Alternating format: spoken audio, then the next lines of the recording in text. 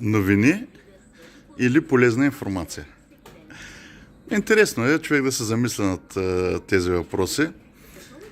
Аз лично реших да помисля и затова правя това видео в момента. В последно време изпращам на мои приятели, на доста мои приятели в Facebook приятели, повечето от които огромна част се познаваме на живо и това е прекрасно. Изпращам им едно мое видео, в което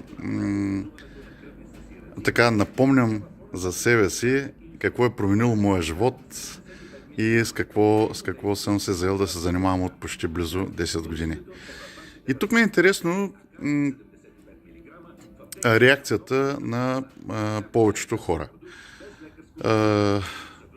Да, достигнах до такива, които вече са запознати с това и това е прекрасно, защото са осъзнали с какво може да им бъде полезно. Има и такива приятели мои, които ме насърчават, за което благодаря изключително и ми пожелават, така да се каже, пътен вятър в начинанията, за което благодаря изключително. Има и такива, които не са го видели още, надявам се да стане и това. Но огромна част от хората, и тук държа да уточня, че аз не ги виня, но просто така се зачудих защо хората реагират по този начин. Просто никаква реакция, дори да са го видели. Тук имаме уточнение, разбира се, до каква степен са погледнали моето видео, дали само в началото, дали до края и така нататък. Но това е личен избор на всеки. И това е така, няма как да го оспориме. И си помислих какво предизвиква хората да чуят полезна информация. Тук е момента да ви помоля да ударите едно пръстче, един лайк, ако ви е харесало моето видео, разбира се, след като го публикувам в YouTube, понеже вие ще го гледате оттам. Можете, разбира се, и да станете и мои последователи, а и да ме намерите и в моя профил, и в страницата ни Здраве, богатство, свобода да последвате. Също може така да се включите и в моята група Health, Wealth and Freedom, където може да намерите още много полезна информация. И тук е момента да кажем. Ние в днешно време сме заляти от потоци новини. Какво се е случило тук, какво се е случило там, някакви факти, в повечето случаи изопачени и така нататък. Но когато стане дума за полезна информация, някакси умишлено я избягват хората. Най-вероятно и аз в това число.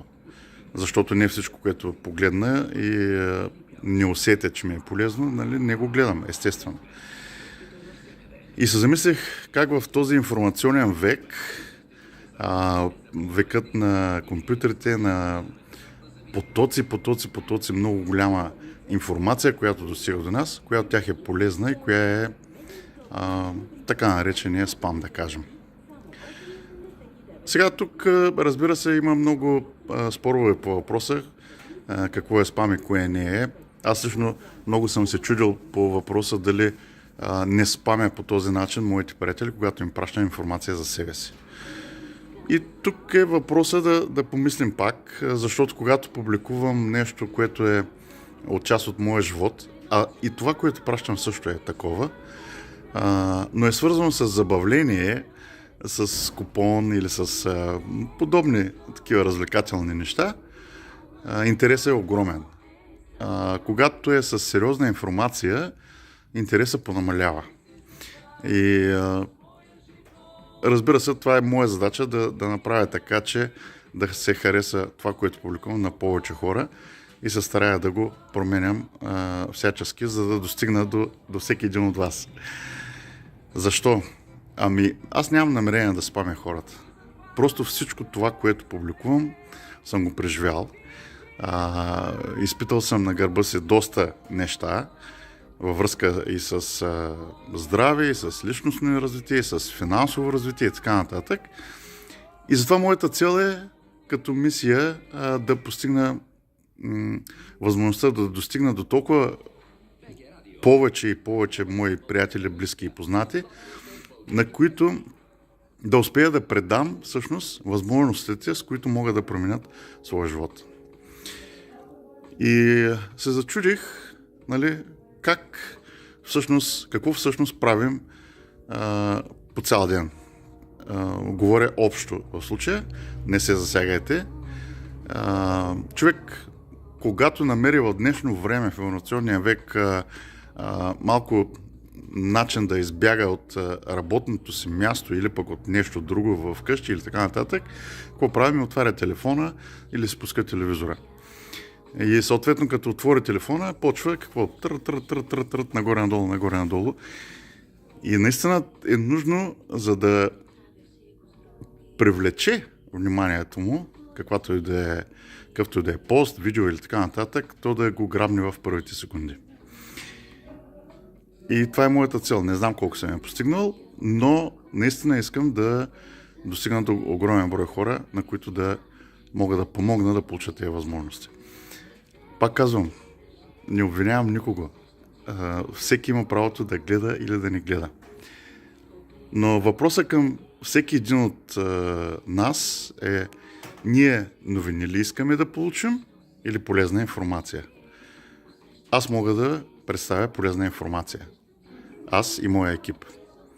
И изключително ми е приятно да го правя това нещо и ще се радвам да достигна до повече хора. На пръв поглед това видео може да изглежда отнесено, но е насочено изключително към това да се замислям всички ние хората какво правим с живота си. Дали ни е достатъчно това да ни заливат с купища новини и факти, които са ни непотребни, или искаме да постигнем нещо в нашия живот в посока личностно развитие, в посока здраве, в посока финанси, в посока общуване с хората, в посока приятелство, доброта и така нататък все хубави неща. Замислете се.